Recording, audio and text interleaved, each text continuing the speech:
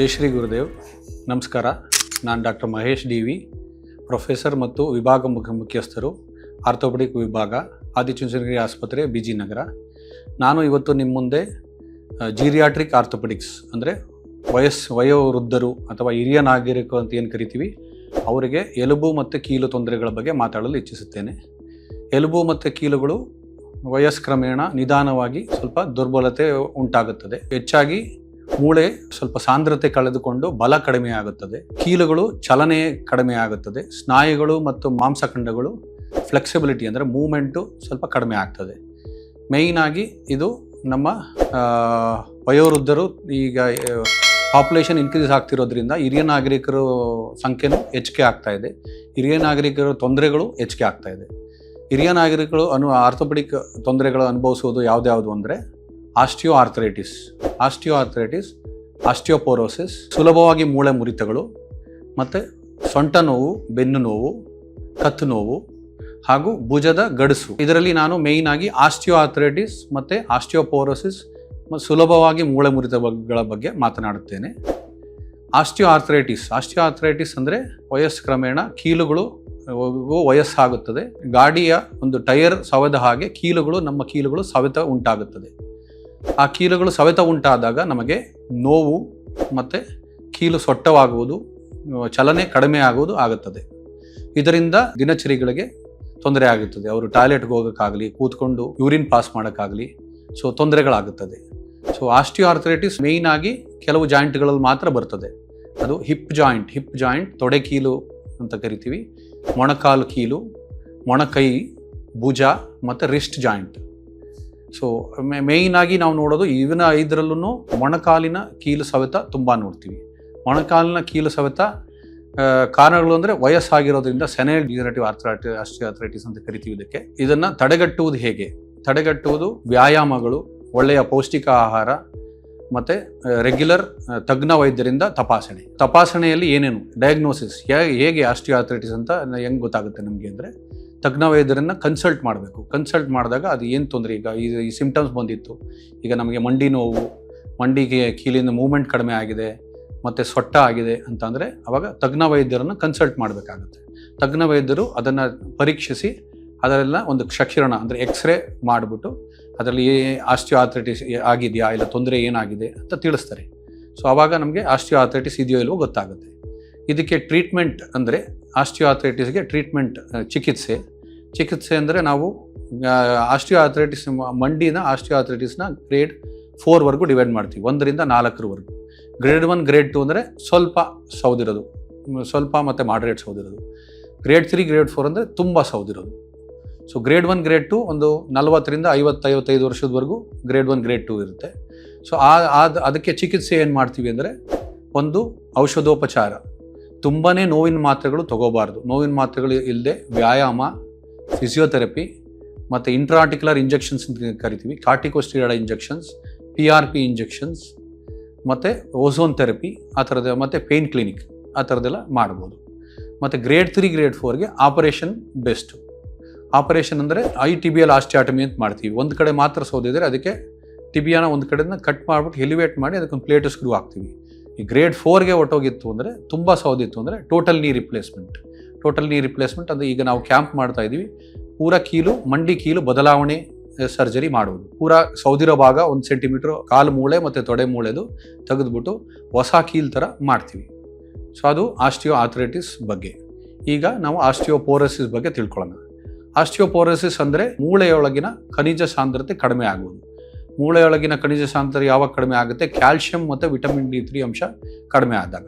Calcium ಮತ್ತು vitamin D3 ಅಂಶ ಕಡಿಮೆ ಆದಾಗ ಮೂಳೆಯ ಸತ್ವ ಕಡಿಮೆ ಆಗುತ್ತೆ. ಆ ಸತ್ವ ಕಡಿಮೆ ಆದಾಗ ಮೂಳೆಗಳು ಸುಲಭವಾಗಿ ಮುರಿಯುತ್ತವೆ. ಹಂಗಾಗಿ ಆಸ್ಟಿಯೋಪೋರೋಸಿಸ್ ಅನ್ನೋದು ತುಂಬ ಇಂಪಾರ್ಟೆಂಟಾಗಿ ತಿಳ್ಕೊಳ್ಬೇಕಾದ ವಿಚಾರ. ಕಾರಣಗಳು, ಆಸ್ಟಿಯೋಪೋರೋಸಿಸ್ಗೆ ಕಾರಣಗಳು ಅಂದರೆ ಒಂದು ವಯಸ್ಕ್ರಮೇಣ ಮೂಳೆಗಳ ಸತ್ವ, ಮೂಳೆಗಳು ಖನಿಜ ಕಡಿಮೆ ಆಗ್ತಾ ಹೋಗುತ್ತೆ. ಇನ್ನೊಂದು ಹಾರ್ಮೋನ್ ಎಸ್ಪೆಷಲಿ ವುಮೆನ್ನಲ್ಲಿ, ಲೇಡೀಸಲ್ಲಿ ಹಾರ್ಮೋನ್ ಎಸ್ಟ್ರೋಜನ್ ಅನ್ನೋ ಹಾರ್ಮೋನ್ ಕಡಿಮೆ ಆಗೋದ್ರಿಂದ ಅದು ಕ್ಯಾಲ್ಶಿಯಂ ಅಂಶ ಮೂಳೆ ಡೆಪಾಸಿಷನ್ ಕಡಿಮೆ ಆಗುತ್ತೆ. ಮತ್ತು ಮೇಲ್ಸಲ್ಲಿ ಟೆಸ್ಟೋಸ್ಟಿರಾನ್ ಅನ್ನೋ ಹಾರ್ಮೋನ್ಸ್ ಕಡಿಮೆ ಆಗೋದ್ರಿಂದ ಆಗುತ್ತೆ. ಪೌಷ್ಟಿಕಾಂಶದ ಕೊರತೆ ಪೌಷ್ಟಿಕಾಂಶದ ಕೊರತೆ, ವಿಟಮಿನ್ ಡಿ ಮತ್ತು ಕ್ಯಾಲ್ಶಿಯಂ ಅಂಶ ಊಟದಲ್ಲಿ ಕಡಿಮೆ ಆದಾಗ ಆಗುತ್ತೆ. ಬೇರೆ ಸ್ಮೋಕಿಂಗು ಮತ್ತು ಆಲ್ಕೋಹಾಲು ಮತ್ತು ಸೆಡೆಂಟ್ರಿ ಲೈಫ್ ಸ್ಟೈಲ್ ಇಂದನೂ ಆಗುತ್ತೆ. ಮೆಡಿಕಲ್ ಪ್ರಾಬ್ಲಮ್ಸ್ ಅಂದರೆ ಯಾವ ಮೆಡಿಕಲ್ ಪ್ರಾಬ್ಲಮ್ಸ್ ಇದ್ದರೆ ನಮಗೆ ಈ ಥರ ಆಸ್ಟಿಯೋಪೋರೋಸಿಸ್ ಆಗುತ್ತೆ ಅಂತ, ಥೈರಾಯ್ಡ್ ಪ್ರಾಬ್ಲಮ್ಸ್, ಹೈಪರ್ ಥೈರಾಯ್ಡಿಸಮ್ ಮತ್ತು ಕುಶಿಂಗ್ ಸಿಂಡ್ರೋಮ್, ಮತ್ತು auto immune disorders like rheumatoid arthritis ಅನ್ನೋ ಕಾಯಿಲೆಗಳಿದ್ದರೂ ಆಸ್ಟಿಯೋಪೋರೋಸಿಸ್ ಆಗುತ್ತೆ. ಮತ್ತು ಗ್ಯಾಸ್ಟ್ರಿಕ್ ಬೈಪಾಸ್ ಅಂದರೆ ಒಂದು ಪಾರ್ಟ್ ಆಫ್ ದ ಸ್ಟಮಕ್ ಅಂದರೆ ಹೊಟ್ಟೆಯ ಭಾಗನ ತೆಗೆದುಬಿಟ್ಟಿರ್ತಾರೆ. ಸೊ ಆವಾಗ ಕ್ಯಾಲ್ಶಿಯಂ ಮತ್ತು ವಿಟಮಿನ್ ಡಿ ಅಬ್ಸಾರ್ಪ್ಷನ್ ಕಡಿಮೆ ಆಗಿ ಅದರಿಂದನೂ ತೊಂದರೆ ಆಗ್ತದೆ. ಬೇರೆ ಕಾಸಸ್ ಅಂದರೆ ಸ್ಟೀರಾಯ್ಡ್ ತಗೊಳ್ಳೋದು. ಕೆಲವರು ಕೀಲುವಾಯುಗಳಿಗೆ ಇಲ್ಲ ಸುಮ್ಮನೆ ಜ್ವರಕ್ಕೂ ಸ್ಟೀರಾಯ್ಡ್ ಕೊಡ್ತಾರೆ, ಅದರಿಂದನೂ ಆಸ್ಟಿಯೋಪೋರೋಸಿಸ್ ಆಗುತ್ತೆ. ಅದನ್ನು ಸ್ವಲ್ಪ ದಿನ ಹಾಕಿದ್ರೆ ಕೆಲವು ಪೇಷಂಟ್ಸು ತುಂಬ ದಿನ ವರ್ಷಾನುಗಟ್ಟಲೆ ತಗೋತಾರೆ, ಅದರಿಂದ ಏನಾಗುತ್ತೆ ಆಸ್ಟಿಯೋಪೋರೋಸಿಸ್ ಆಗುತ್ತೆ. ಖನಿಜ ಸಾಂದ್ರತೆ ಮೂಳೆದು ಕಡಿಮೆ ಆಗ್ತದೆ. ಮತ್ತು ಜೆನೆಟಿಕ್ ಪ್ರಿಡಿಸ್ಪೋಸ್, ಕೆಲವರಿಗೆ ಜೆನೆಟಿಕಲಿ ಪ್ರಿಡಿಸ್ಪೋಸ್ಡ್ ಇರ್ತಾರೆ ಆಸ್ಟಿಯೋಪೋರೋಸಿಸ್ಗೆ, ಆ ಥರದವ್ರಿಗೂ ಖನಿಜ ಸಾಂದ್ರತೆ ಕಡಿಮೆ ಆಗ್ತದೆ. ಮತ್ತು ಅದನ್ನು ತಪಾಸಣೆ ಹೇಗೆ ಮಾಡಬೇಕು? ತಪಾಸಣೆ ಅಂದರೆ ಬೋನ್ ಮಿನರಲ್ ಡೆನ್ಸಿಟಿ, ಅಂದರೆ ಮೂಳೆ ಒಳಗಡೆ ಖನಿಜಗಳು ಎಷ್ಟು ತುಂಬಿದೆಯಾ ಕಡಿಮೆ ಆಗಿದೆಯಾ ಅನ್ನೋದು ಚೆಕ್ ಮಾಡೋದು. ಡೆಕ್ಸಾ ಸ್ಕ್ಯಾನ್ ಅಥವಾ BMD ಅಂತ ಮಾಡ್ತೀವಿ. ಅದು ನಮ್ಮ ಆಸ್ಪತ್ರೆಯಲ್ಲಿ ದಿನನಿತ್ಯ ಅಂದರೆ ತಿಂಗಳಿಗೊಮ್ಮೆ ಪರೀಕ್ಷೆ ಮಾಡಲಾಗುತ್ತದೆ. ಮತ್ತು ಆ T ಸ್ಕೋರ್ -2.5 ಗಿಂತ ಕೆಳಗಡೆ ಇದ್ದರೆ ಅದು ಆಸ್ಟಿಯೋಪೋರೋಸಿಸ್ ಅಂತ ಕರಿತೀವಿ. ಅದಕ್ಕೆ ಟ್ರೀಟ್ಮೆಂಟ್ ಅಂದರೆ ಚಿಕಿತ್ಸೆ ಏನೇನು ಕೊಡ್ಬೋದು? ಚಿಕಿತ್ಸೆ ಅಂದರೆ ಮೇಯ್ನಾಗಿ ಪೌಷ್ಟಿಕಾಂಶತೆ ಇಂಪ್ರೂವ್ ಮಾಡೋದು, ಅಂದರೆ ವಿಟಮಿನ್ D3 ಮತ್ತು ಕ್ಯಾಲ್ಶಿಯಂ ರಿಚ್ ಫುಡ್ಸ್ ಕೊಡ್ಬೋದು.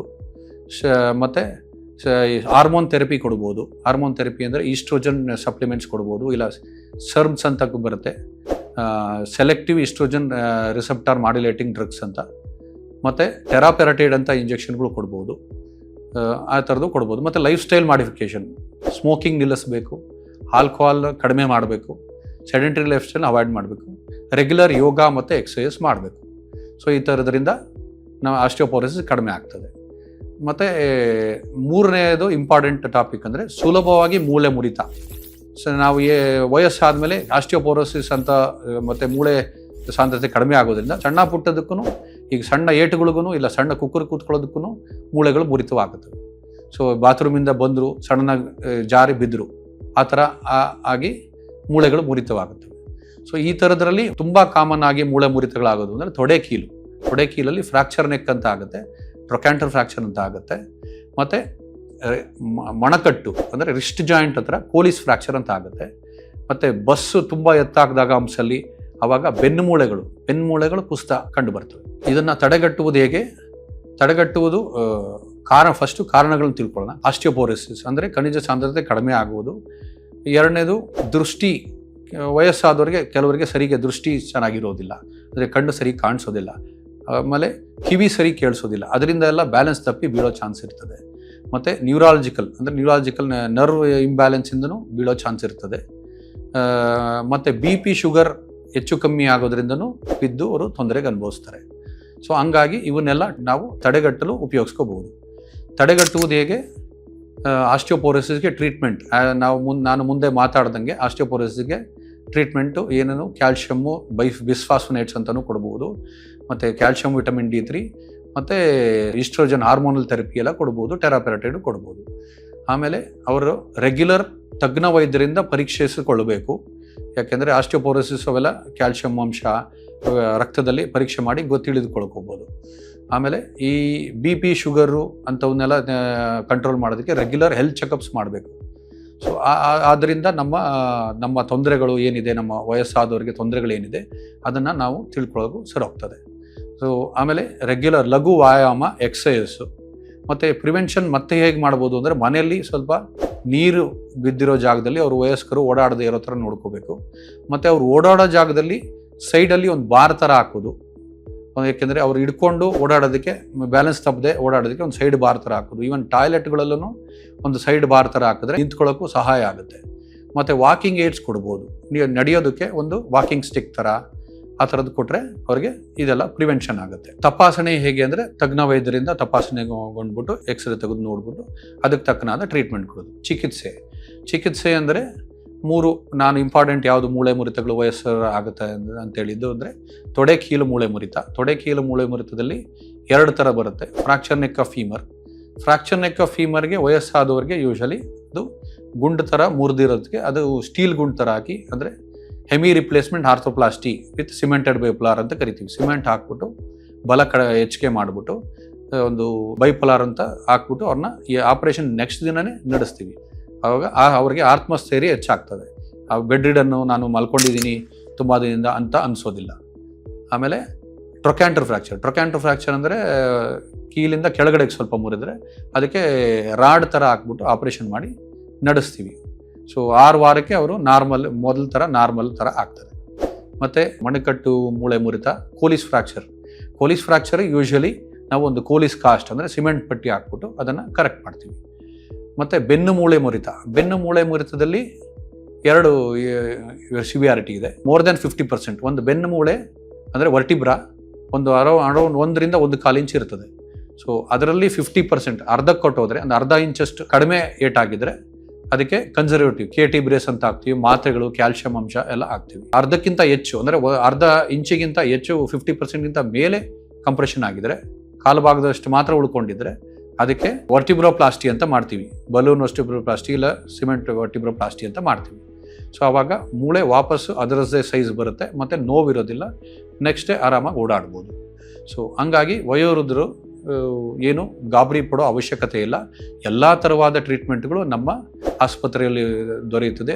ಸುಸಜ್ಜಿತವಾದ ಅತ್ಯಾಧುನಿಕ ಆಪರೇಷನ್ ಥಿಯೇಟರ್ ಇದೆ. ಅದರಲ್ಲಿ ಆಪರೇಷನ್ ಸಾಮಾನುಗಳು ಒಳ್ಳೊಳ್ಳೆ ಅತ್ಯಾಧುನಿಕವಾಗಿದ್ದವು ಇದ್ದಾವೆ.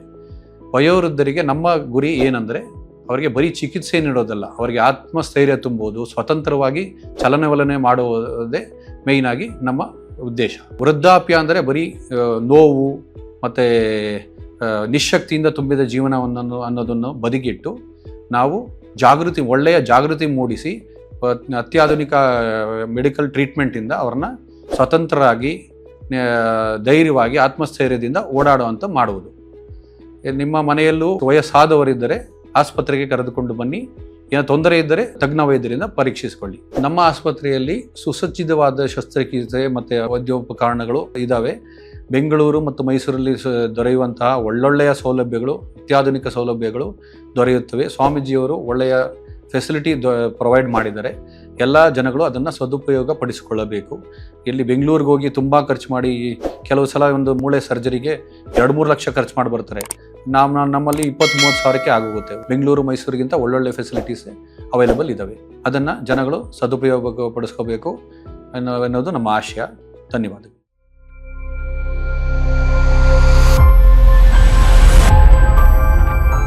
ಆರೋಗ್ಯ ಸಂಬಂಧಿಸಿದ ಹೆಚ್ಚಿನ ಮಾಹಿತಿಗಾಗಿ ಆದಿಚುಂಚನಗಿರಿ ಹಾಸ್ಪಿಟಲ್ ಯೂಟ್ಯೂಬ್ ಚಾನೆಲ್ನ ಸಬ್ಸ್ಕ್ರೈಬ್ ಮಾಡಿ. ಹಾಗೆ ಫೇಸ್ಬುಕ್ ಮತ್ತು ಇನ್ಸ್ಟಾಗ್ರಾಂನಲ್ಲಿ ತಪ್ಪದೇ ಫಾಲೋ ಮಾಡಿ.